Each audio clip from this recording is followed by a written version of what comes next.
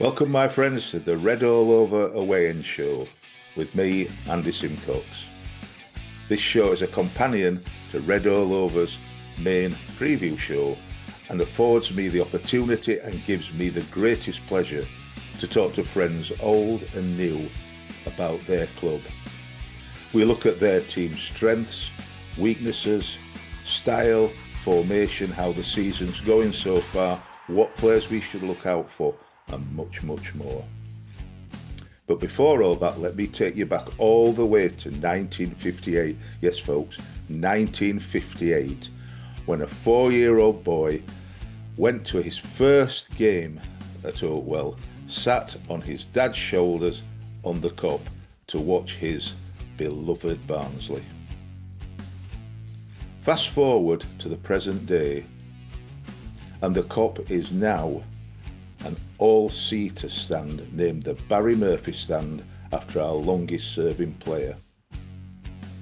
It is also designated as the away stand.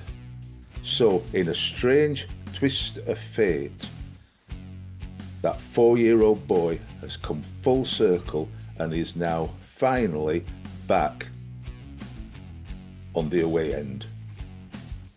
Strap yourselves in. Roll the titles.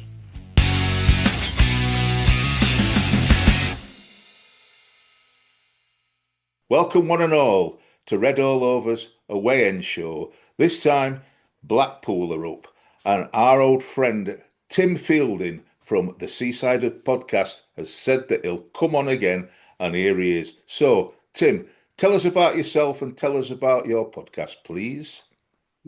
Well, my name's Tim, as you've already heard, and I'm a regular podcaster on the Blackpool. There's a few podcasts in Blackpool, to be fair, but we're probably the most long established, which is the Seasiders Podcast. We get quite a good following in relation to the show we tend to put out every week. I've been doing that now for about 10, 11 years. Just background, I was originally the chairman of our supporters trust when we were fighting the Oystons, or most certainly the start of the fight of the Oystons. And I started joining the podcast to give updates about what was happening in relation to our protests and the different initiatives we had going on. And then they kept me on. So we had to go a little bit quiet for a while when things got a bit heavy with the Oystons because they were suing everybody, including me. Yeah. And then. But other than that period where we sort of just felt it was a bit dangerous, we've been doing it sort of pretty much. I think John, whose podcast it is, has been doing it since the Premier League season. That's how we started doing it. So we're veterans, I think, now at 15 years.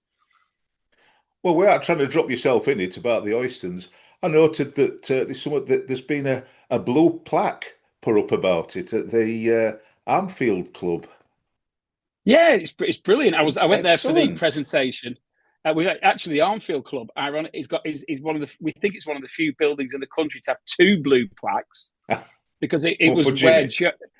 Well, no, the other one, it was where Jaguar Cars was formed in 1910s, whatever.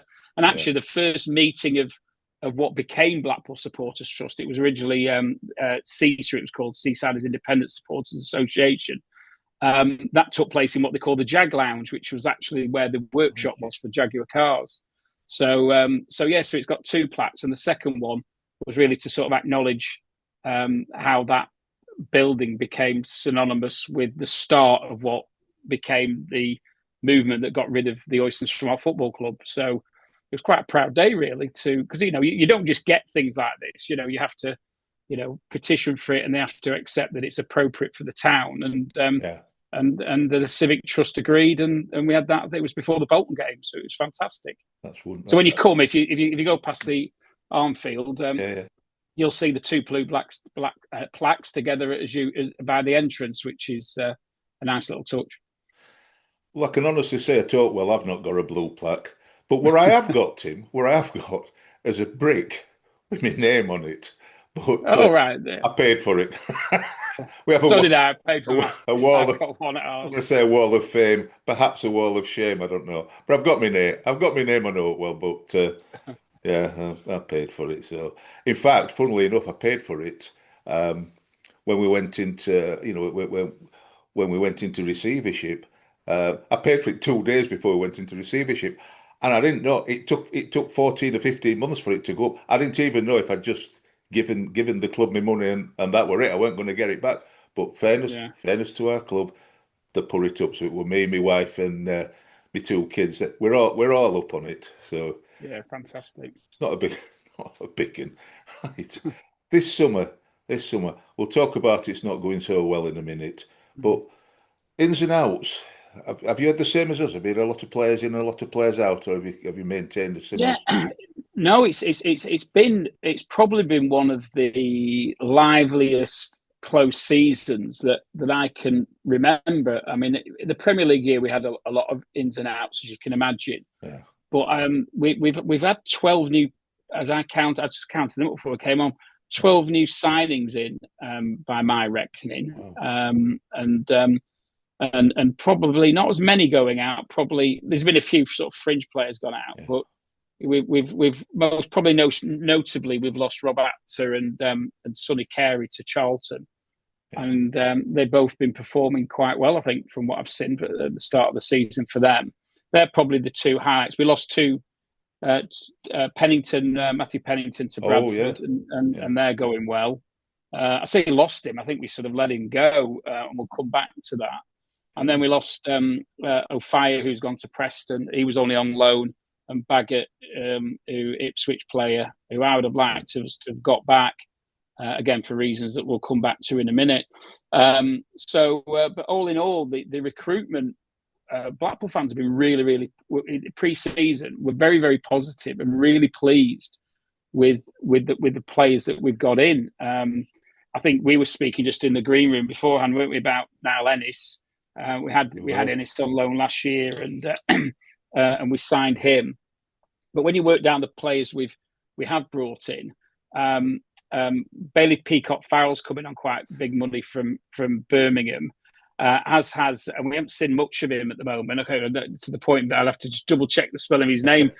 Franco Rezzavoli from he was at Wickham, and he was Wickham's keeper for the first half of last season when they were running away with the division. Yeah. He's playing tonight in the Mickey Mouse Cup. But Bailey Peacock Farrell's with mixed reviews so far has started every league game. But we brought in Fraser Horsfall, who was Stockport's captain on big money. Michael, I always get from Sheffield Wednesday in Ikanawi. We brought him in. We brought Danny Imre in. He was injured at the start of the season. Yeah. Jordan Brown from Leyton Orient.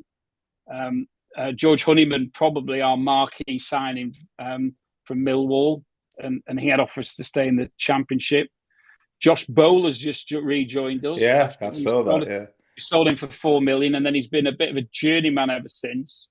But he's just re-signed, and then we had this rather strange short-term arrangement with Malcolm Ibowie, who joined us, and then I don't sacked or we don't. Nobody 100% knows what goes on, and I don't want to cause you any problems on your podcast. But no, you won't. It's fairly unusual for somebody to be sacked after a month.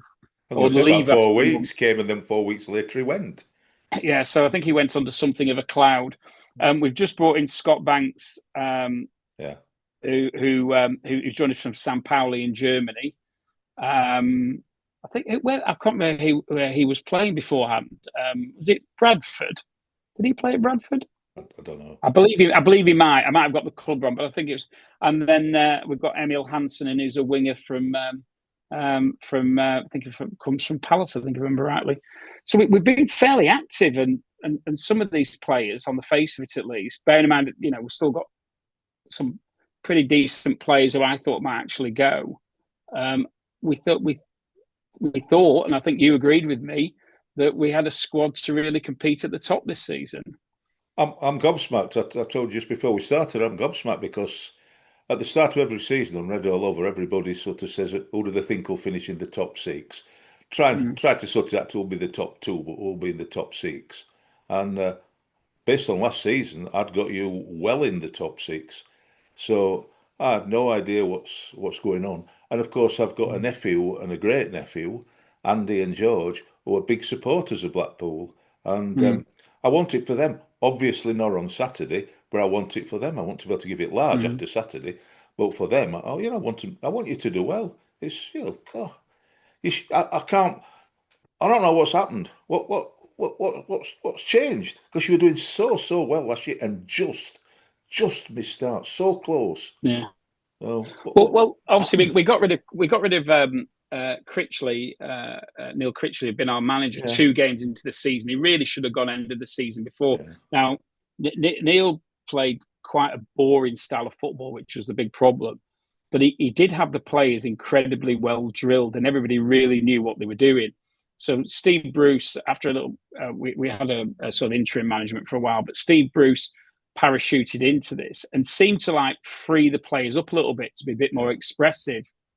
He had his problems obviously when his grandson passed away, and we struggled a bit during that period. But generally, when he was at the helm, it was fairly positive. We did really well away from home, probably one of our best ever seasons for away results. Struggled a bit at home. We used to draw and a lot at home, but we always felt like, well, get to this close season, and if the owner backs him, we expect to push on, as you no doubt also with the same view.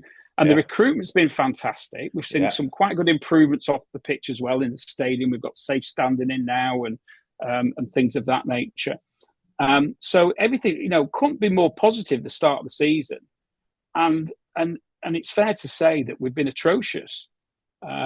Now, looking at the reasons for that, we're playing a very rigid 4-4-2, which is a reflection of Bruce and Bruce's style, I think. We were talking in our podcast last night. Apparently, in the Championship League 2, there's only 5 teams playing 4-4-2, and we're one of them. But and 4-4-2 is fine, and most of us quite like it when you've got the players to play it. But we're playing it when we haven't got the players to play it. We actually seem to have a squad that probably suits something like a 4-2-1-3, or a variant, or 4-3-3, or some form of one of those variations of that, where we have one deep sitting midfielder and then 2 pushing on, couple of wingers or wide forwards. But what we're actually doing is we're shoehorning players into positions that don't suit them. So we've had Jordan Brown, who's the defensive midfielder, playing at right back. We've had a what we would all consider to be a left midfielder playing left back. We've had Honeyman, who's our most influential player, playing left wing and looking like a complete fish out of water. We had Albie Morgan, who's another great central midfielder, very influential in our team last year, out playing left wing on last Saturday, and it's basically a complete it's a shambles, an utter shambles, and then we certain players don't seem to get dropped. We haven't seen much of Horsfall yet, even though I think he's the natural captain, natural leader, because Bruce is sticking with the back 4 that we've got that are like paper light. And if the goal we conceded against Northampton on Saturday was laughable for the number of opportunities we had to clear it, then didn't. So we literally find ourselves in this. Well, we're joint bottom at the moment. We've and the only results we've had have been against Huddersfield, when we ended up going down to 10 men after Ennis got sent off, and he then missed the next 3 games, which was disappointing. But we had that result where we just clung on for a 2-1, 2-1, 3-2 win, 3-2 win, I think, 3-2. and then Bolton, where we played all right, but Bolton dominated possession. I think we had like 20% possession or something. So, wow. Well, that makes me feel a bit better, because I'm thinking, you've lost against some pretty mixed sides. Stevenage are doing well. They're playing very well. Exeter are a funny side, sometimes good, sometimes not so good. But you've lost to Plymouth, you've lost to Mansfield. You've lost to Mansfield. Yeah, Mansfield. Aye. Northampton. Other half of that household.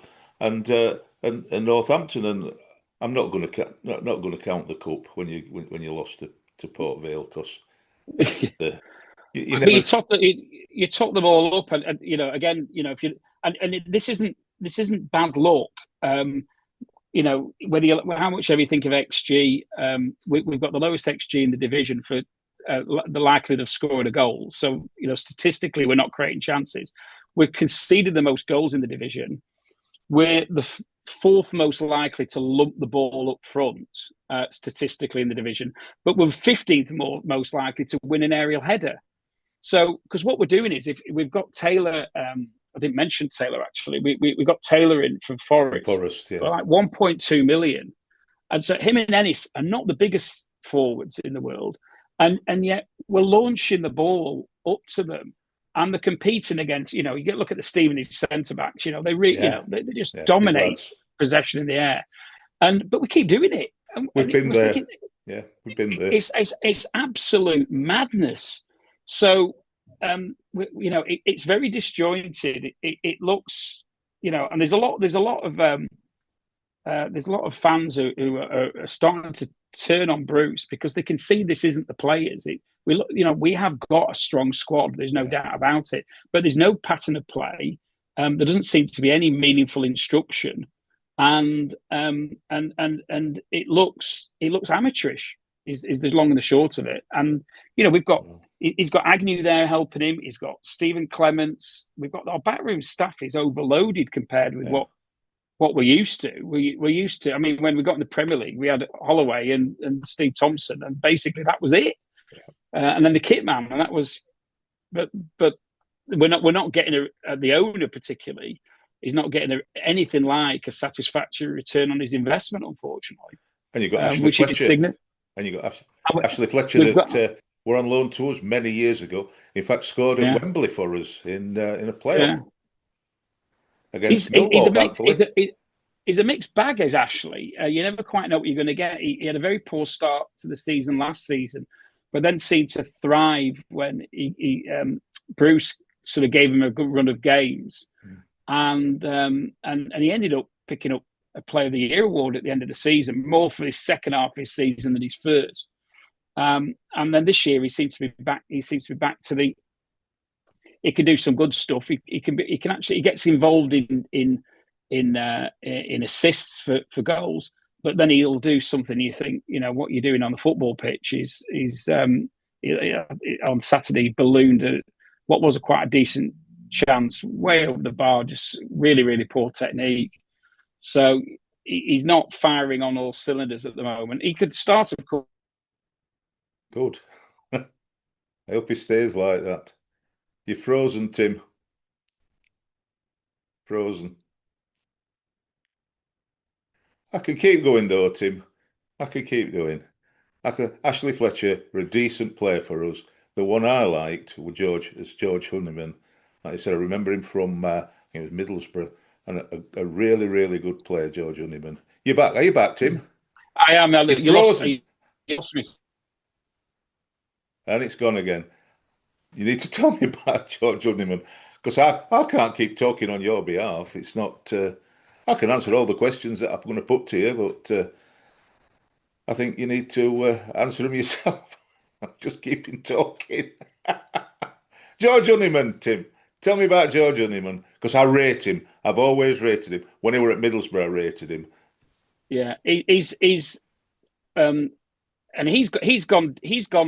He started off like a house on fire against Stevenage. He scored the opening goal, and he seemed to be involved in everything that was good about what we were doing. We lost to Stevenage because of 3 very, very sloppy defensive errors. And at the time, we didn't think too much of it. The problem is he's been played probably half the games. He's been played out of position, and this is what's really frustrating Blackpool fans, because we've got a player who really can, on the face of it, take League One by storm, and he's been forced to play out of a position just so we can play 4-4-2. Yeah. Where if we adapted our style of play and into something that actually created like a pyramid in the centre of midfield, with either 2 sitting or 1 sitting and 2 pushing forward, I think we'd see the best of him. So, and this is, but my concern is, everybody can see this, but I can't see Steve Bruce changing the system at all. He doesn't seem to have any interest in playing anything other than a rigid 4-4-2, but then wants to get three particular players, central midfield players, into that system, but it doesn't work, and something's got to give. Either he's got to drop one of them, or he has to change the way we play. Well, for the last couple of years, we've played, like you said about yourselves, we played boring football by playing possession-based, and I think our at the time our three centre halves, because we played whatever you want to call it, 3-5-2, 5-3-2. Our three centre halves just passed it among themselves for ages. Loads of passes, loads of accurate passes, got absolutely nowhere. But this season, we've gone. I'm loath, and I'll tell you why in a sec. I'm loath to say we're playing 4-4-2 because I don't think we are. I'm not sure what the hell we're playing. I don't think anybody really. It looks like it's 4-4-2, but it isn't. We're playing a high press. We're pressing. So what we tend to do, we've got four defenders.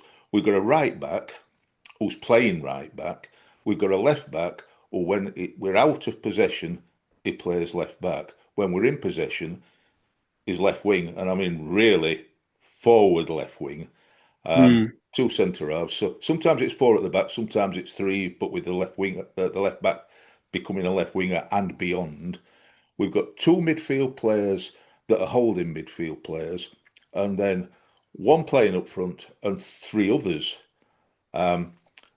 We're actually overloaded on the right-hand side. So for us, you'll see Caelan Vickers playing on the right-hand side, playing right wing, but you'll also see Adam Phillips, who's playing just behind the striker more often than not, but also playing on the right wing or out on the right. So we haven't got a left winger apart from the fullback that's up and down, Ogbeta, and we've got essentially two right-sided midfield players, a winger and a right-sided midfield player. So it's I'd like to say it's total football, but I actually don't know what it is. It's working. That's all I'm saying. At this minute, it's working. So it could be interesting. It could be interesting because we are dreadful down the left. I've already mentioned that we're tending to play somebody out of position in midfield there. Yeah. And then at the moment we're playing Hayden Coulson, who used to be at Middlesbrough, at left back, and it's fair to say he's struggling a bit there at the moment. So good. You could get you could get some. You should get some traction down that side. But equally, our right-hand side is looking quite strong because we've got Imre, who was injured at the beginning of the season, who probably was the shining light from the Northampton game. It looked like he's really going to be a strong player. And we've also brought Josh Bowler in, who is quite likely to start on the right. And those two, early days, but they seem to be striking up a bit of a partnership. Good. So it could be. So both are. You've gone again. I think Tim, you've got sand in your broadband. Looking to exploit the right hand side of the pitch, I think. You've got some sand in your broadband for a minute there. Either that, either it's sand or a donkey's come off the beach and be biting through your cables. Not sure which it is. I'm not sure. I'm in my work on my work Wi-Fi as well, so it should be all right. To be fair, I'm not quite sure which one I'm on at the moment. I don't want to change it in case I cause this problem. So you got your phone. What sort of style is it? Like I said, we're a pressing style, a high press. We used to be a low block, and it was boring. But we're now a high press, which brings its own issues of balls over the top because we've not got the fastest of defenders. What sort of style do you play? Well, none of us really know because there doesn't seem to be any style of play. It's incredibly disjointed. We used to be, when we had Jerry Yates and the like, we were very high press, and it worked really well for us. And I like high press, but we were talking yesterday. We seem to be giving ground up to the halfway line, but which is fine if that's your style of play. Then to hit teams on the break, which we did a lot last year. We seem to play better away because we were counter-attacking well. But this year we're not counter-attacking well either. That's why I think we probably won twice as many games away from home as we won at home last season. And I think that's we had Rob at We had Ennis playing well. We had Fletcher, and we were pushing on, and we had Ofaya, who was a good overlapping fullback. Yeah. So we had some good players who could push forward at pace. This year, we don't seem to be able to break. We don't seem to be able to. We just give the ball away far too much. Well, once we get hold of the ball, more often than not, we lose it, and therefore we're not really seeing a pattern. The only time I think we've had a little bit of a golden patch was in the first half against Huddersfield, when it was 11 against 11 before Ennis got sent off, where we were really going at them for about 15 to 20 minutes. And that's probably the only time this season that we've really shown what we can do. Other than that, it's been slim pickings. So, everybody's clamouring for Bruce to sort of be a bit more inventive and a bit more flexible in his style. But I don't think we're going to get it. So I think what you'll see is a rigid 4-4-2. You'll probably see us sit back and concede possession up to the halfway line. And then who knows what will happen after that. Being positive for us, we've had our best performances against what I would consider to be two of the better sides in the division, which are Huddersfield and Bolton. Yeah. And I think they'll both be there or thereabouts at the end of the season. And it's the teams who perhaps are slightly more limited in what they can do, but very well drilled, who cause us problems. So I went down to Exeter for my sins. And, Exeter are a spirited side, but they've got the smallest budget in the division. Yeah. And we made them look like Spain playing tic-tac the way we were playing. And every credit to them. I mean, they won 4-1. They could have won 7-1 that day. They were so dominant. So it's, and listen, there's a lot of discontent starting to surface. I'm generally, I think Steve Bruce is at risk of losing his job. I mean, that's where we're at. We've got this month. We've got yourselves. We've got the rearranged game against Luton from the international break, and we've got Bradford. Difficult games. Both of them are really very difficult. Very difficult games. So, if we lose 2 or even all 3 of those, we are in. Listen, we're in a relegation fight now. I genuinely, unless something changes, I don't see us getting anywhere near the top half of the division this season. Gosh, Dave. Well, so something's going to give, Tim, isn't it? You can't go through the first 8 games in total, win 1. No, 7 games, win 1, draw 1, and lose 5, and have a manager that's going to stick by rigidly. Either he's got to change and see, and see what difference it can make by playing players in positions that they can play in and formations that they can play in. If it's going to be strictly rigid and not move from that, it ain't working. So something's got to give, isn't it? And I think probably listen, nobody quite knows what everybody's budget is. I don't know what yours is like, but I would say that we are top 6 budget without a shadow of a doubt. I think we're probably maybe in the top 3 or 4. I mean, I can imagine Luton will be the biggest, won't it? And Bolton, so. Bolton might be up there, and maybe Cardiff. But we've got some players in here. I can say with some certainty that there's at least half a dozen players on 9 or 10 grand a week. Right, and there aren't many. There aren't. Yeah, there won't. Well, and that's been more than we've ever paid. Yeah. I know that Horsfield's coming on good money. I know Peacock Fowles on good money. Certainly, Honeyman dropping down from the Championship is on good money. Ennis is going to be on good money. Bowler's going to be on good money. They keep rolling off, and I think our wage bill is, if it's not doubled, he's really gone for it, the owner, and there's speculation as to why, but as to what's because it's a complete change of approach from previous seasons. But the reality of the situation is he's not getting banged for his buck at the moment.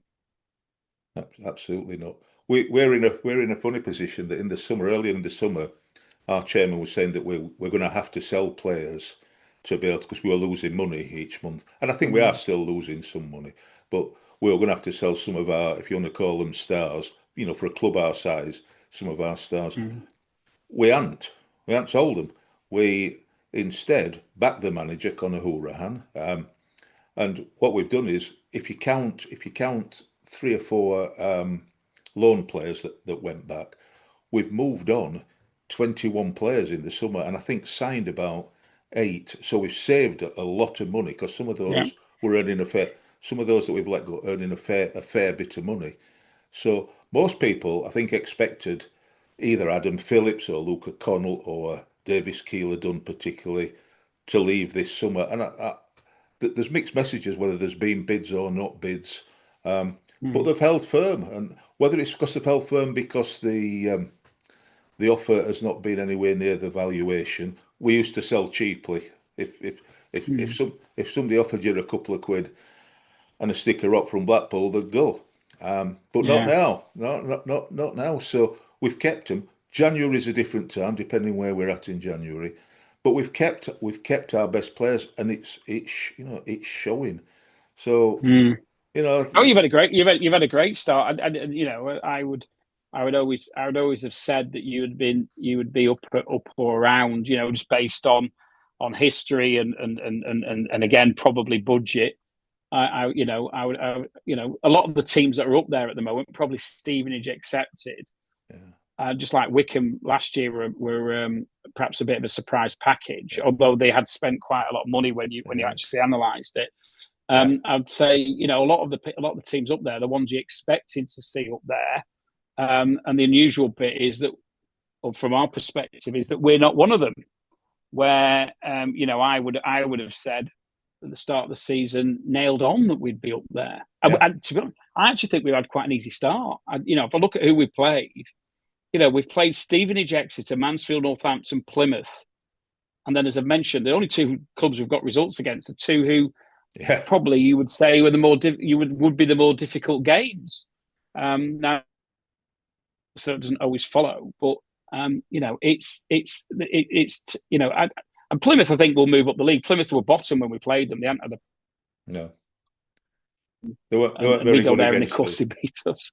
Rubbish against us. But they are starting to sort of sneak up the table a little bit now, and I'm fully expecting that's what they'll do. So, but yeah, honestly, it's if you go on our message boards, it's Bruce out, Bruce out, Bruce out. So, which is always the way. It can sometimes be an overreaction, but it's not just about the results, and it's about the way we're playing and this dogmatic view that we've got to play this certain way isn't working for us, and it clearly isn't. I don't think anything's going to change. If it makes you feel any better, Tim, we were absolutely rubbish away to Wimbledon and lost 2-0, and we were poor. Right. And at home against Burton, we were losing 2-0 at half time with I think, inept performances, to put it mildly. But the thing that will upset you is that we turned it round in the second half, pulled it back to 2-2 and scored with virtually the last kick of the match to win 3-2. There have been times when we've been absolutely unplayable. The first, I would say, 15 or 20 minutes against Reading on Saturday, we went 1-up. We could have easily been 4 or 5 up. We were that good. And against Huddersfield, we blew them away, and then they got a player sent off, and it were a lot easier for us against Bolton. We drew 1-0, but we were winning 1-0. Had a player sent off the second time this season. Only played a few matches, and hung on. But we were easily the best side until then, and then they came back into it, and it was like the Alamo, really. But right at the end, our old player John McAtee decided he wanted to score against us. Bless him, and he did. He did. So it all depends which Barnsley turns up. I suspect and hope that the proper Barnsley turn up, because last season the bad Barnsley turned up a lot of times, and sometimes the better Barnsley turned up. This season so far, it's been the opposite way around. The good Barnsley's been turning up. And well, Ashley Fletcher's just scored for us. You'll be glad to know. He's oh, because right. Talk about, because you're actually playing as we speak, aren't you? You're playing in the well, you call it Mickey Mouse Cup, don't you? You're playing against Barrow in Mickey Mouse Cup tonight. Well, I can tell you, only literally about 400 yards from my office. My office is quite close to the stadium, so. But I must admit, I struggle with this competition in the early stages. So I was never gonna go, and I'm going on holiday tomorrow. I'm actually missing the game on Saturday. I'm going on holiday tomorrow, so I'm just catching up with a bit of work before I go. I'm well versed in this competition, saying that as soon as they let the Premiership and some of the Championship under-21s play in it, for the Yeah, poor reasons that were given, they spoiled it. It's just spoiled it, yeah, and I've said it umpteen times. There is a difference of opinion in Red All Over that Josh thinks it's a great competition when it was the pizza trophy, as he calls it, because when the matches were on, it were half-price pizzas, so he took advantage of that. I think it was at its best when it was the Johnson's Paint Trophy, mainly because we were the last team to win it. yeah, So that works for me. It's the best, it's the best competition in the world, or it was in 2016. It's now yeah. awful. It's not Yeah. awful. We've not done much in recent years. We did have a when it was the LDV going back many years. We had a bit Yeah. of a run when we won one at Wembley when it first reopened. Was it the old Wembley? We won at Cardiff when it decamped there, which was quite good. And it sort of coincided with our upward trend that eventually saw us get into the Championship for the first time in 30 years. And listen, that's what it does for you. A good run in the trophy and a good day out at Wembley. Yeah. It helps the mood around the place, doesn't it? And generally, success breeds success. So, hopefully sounds like we've had a good start tonight. Hopefully we do well. Hopefully, it then replicates itself where it matters, which is in League One. Well, I hope Barrow score 6 and you're all down in the dumps still. Tim, let me ask you. Let me get somebody on to ask you a few questions. You'll remember from last season that we got Right. the little scamps, little Alan Andy, who are like Ant and Dec, little versions of me and Alan Smith, my dearest pal, who's no longer with us. He died a month, 6 weeks, 2 months ago. Oh dear. Really, yeah, really sad. But his greatest wish, Alan's greatest wish, was for the little Alan Andy, for George and Isaac to continue. I didn't know if we ought to or didn't. So we did get him to continue because he made me, basically. Smithy made me. So I thought, well, go on then. He pegged me. So I couldn't, you can't say no to a dying man, can you? So we exactly, did. no. So they've got, because she did it last year, they've got the questions from, but they've got a few new questions All right, okay. that I'm sure they'd like to ask you. So I'm gonna put them on now to ask the first question. What does your club mean to you? My club means a huge amount to me. I touched upon before.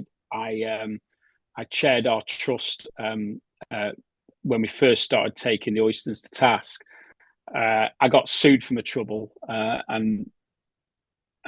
don't regret it. And the fact I don't regret it, even though it cost me a lot emotionally and financially at the time, sort of reinforces how important it was. And when you then go and do what we did a couple of Saturdays ago and see a blue plaque unveiled for what we were doing back then as a recognition, and the fact that we eventually got validation, Tim. Validation. Yeah, it was validation, and I had the great pleasure of helping the club steer through its interim period into new ownership. So I actually got into the boardroom for 4 months, and that was eye opening, and very proud to be involved in that. And we've got a Blackpool born owner who, and it's a completely different place to where it was 10, 15 years ago. And I'm really, really glad that I was able to play a part in that. And that's what I've been a fan for over 50 years now, I think, if not nearly 50 years, if not quite 50. It's a long time, and it's a very, very important part of your life. And as it shows it is for you and everybody listens to your podcast. But yeah, huge part of my life. 67 years for me. My office is surrounded by tangerine-based memorabilia because I'm not allowed to have it at home. I was going to say, tell us why it's in your office, Tim. It's the same. It's in my office for exactly the same reason most men have to have stuff either in their man cave or their office, because they're not allowed to have it at home because the wife won't let you. What's your wife called, Tim? Amanda. Amanda. Shame on you. Look at him. Exactly. Shame on you. Well, that'll get you into trouble if no tells. When I retire, which hopefully isn't going to be in the too distant future, I don't know what's going to happen to all this stuff then, but I think she's going to have to give me a man cave in the house somewhere because I'm not chucking it. So got to. We'll see. Got to. Right. Thanks for Tim. And that's beautiful to listen to, honestly. And I remember it from when you came on the show last time. Absolutely beautiful to listen to. So thank you for sharing it again, because people forget, don't they? And it's really important. Right. I'm going to put them on for their second question. There's only 4. So here they are for the second question. Who is your biggest rival? Which team gives you the ick? There's one main rival for Blackpool, and that's Preston North End. Everything else pales into insignificance compared with the rivalry that exists between us. Bolton to a lesser degree, and maybe Blackburn third, or Burnley, Blackburn or Burnley third or fourth. But Preston is the one. Fleetwood tried to create a bit of a rivalry when we're in the same division, but it's like swatting down your annoying little brother. It's not the same. It's we're all brought up on the Preston rivalry, and that's the one that's the result in a season that you can comes above all and everything else. The Bolton rivalry was actually probably petered out a little bit in recent years, but it's not quite the same. There is a backstory to that about a very unfortunate incident in the 70s where the first fan got murdered in a football ground. That gives it a bit of a bad story, as well as the good story, which is the 1953 Cup final. But yeah, if you asked any Blackpool fan who our rivals are, I can't imagine anybody says anything other than Preston. You'd be careful about annoying little neighbours like Fleetwood, though. Manchester United once said that about Manchester City. They needed to swat down the younger ones. So to be really, really careful. Thanks for that, Tim. I'm going to put them on for the third one. Not long to go, Tim, so you can relax soon. Very, very soon. So, no problem. Here they come from the third question. If you could sign any player from League One, which Barnsley player would it be? As I've said, I look at our squad, and I think our squad is one of the strongest in the divisions. That's been grossly mismanaged at the moment. I would say, as a starting point, I would say any left back, any decent left back in the division, as you will see. And listen, I like Hayden Coulson, who's currently playing there, but he isn't. He's 8 stone wet through, and if you've got a strong right hand side, you're gonna cause us some damage down there. We had a bit of a chat about this on our podcast. The one player that we had him on loan actually at one time is Ryan Wintle. So I would probably say him as a player. Right. Last and certainly not least, here they are, and then you can relax completely, and then we'll talk briefly about predictions. So here they are. Fourth and final question. Have you got the next Lionel Messi in your academy? Probably no is the answer at the moment. We did if you'd asked me this time last year, I'd have said Rob Apter, who obviously has since departed to go for Charlton. We did sign Tom Bloxham from Shrewsbury, and he's only 20. I think he's still only. And he looked an absolutely incredible talent when he came in. But I don't know what's up with him at the moment. Whether he's carrying an injury or not. But since he got injured about 3 games in to joining us, but he was incredible the first few games. But yeah, probably. I mean, the most exciting player we've got is undoubtedly is Bowler, and but he's 25, 26 now. When he originally came to us, he was 21, 22. So you can't say he's emerging. No. So I think the short, and disappointingly at the moment, I think the short answer is no. But Bowler is the box of tricks that most people, and particularly these young lads, I would think would like watching to see the little, the drop of the shoulder and the little tricks that he does. So look out for him Saturday. And and I don't know whether Tom Bloxham will play, but he's a strong player if he comes on as well. Okay. You can relax now, Tim. They've gone. They're not coming back now. They want to, but they're not coming back now. They've had enough. I don't know about you. I've had enough of them. So to end it all, prediction for the match. What do you think the score's going to be, Tim? In all honesty, and I'm going to have to watch it. I'm going to have to watch it from abroad, so I'm not going to be there. I think you're going to win 3-0. Wow. I hope you're right. I always go, you probably remember this, I always go for 2-1. In fact, it's not been a great scoreline for me this season. It went bad last season, but this season it's not been a great scoreline. And so I kept going 2-1, 2-1. And then just once, I said 1-1. It's going to be 1-1. Hopefully, just like that. Just 1-1. And we won 2-1. So I've gone back to 2-1.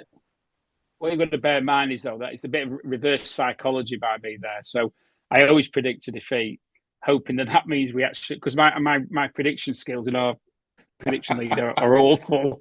I think I'm as low down in the league as Blackpool are in the League One table at the moment. So if whatever I predict, it's likely to be the complete opposite. And we have played well.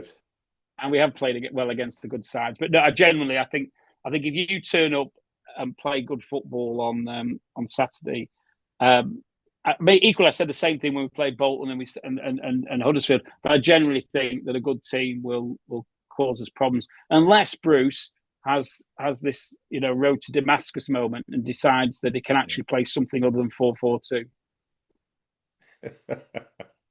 No, I'm not holding my breath. I'm not holding my breath on that one. Where are you going on holiday, by the way? I'm going to Italy. I'm going to Italy for like a college reunion. That's lovely. Believe it or not, 40-year reunion since we went to uni. So we're all meeting up for a few days. So unfortunately it clashes with the Blackpool home game. I don't have much choice in that because it's got to be this weekend. So we had years ago now. We had three of my friends, my close friends from university, had a 40-year reunion. We went to Hull for the weekend, though. And as far as I can remember, Hull's not in Italy. So we went to university in Huddersfield down the road from you. So we didn't quite fancy having the reunion in West Yorkshire. So I think we made the right choice in picking Tuscany. I think it's slightly better than Huddersfield. Particularly when you look at the weather forecast, which is a darn sight better than it's going to be here this weekend. Not half. Tim, thank you yet again. It's been a pleasure again to talk with you. And, I hope after Saturday you're up the Football League. I sincerely hope you do. With or without Steve Bruce. Well, I don't mind. I just want you to do it. All right then, mate. Take care and have a lovely break.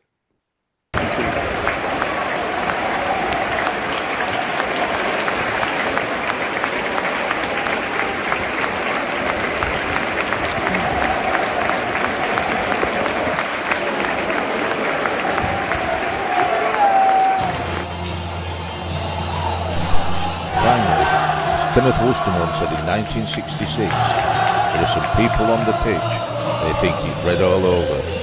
It is now.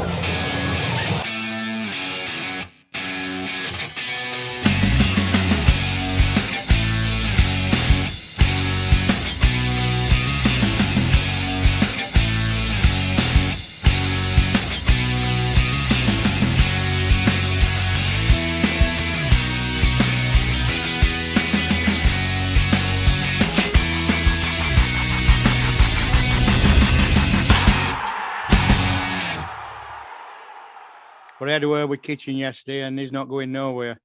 While we've been at Shadow Scholars, so he's not going nowhere. You heard it here first. Put this on Twitter, Josh. James will go on Friday. It'll be Kiefer Moore all over again. Get him tell Josh. I can't wait till Liam Kitchen's gone by 8 o'clock tonight. It's going nowhere. Don't say things like that, Josh, because people may not realise it's a joke. No, we'll be gone 8 o'clock tonight. Announcement, Coventry. We're not sending him to Coventry.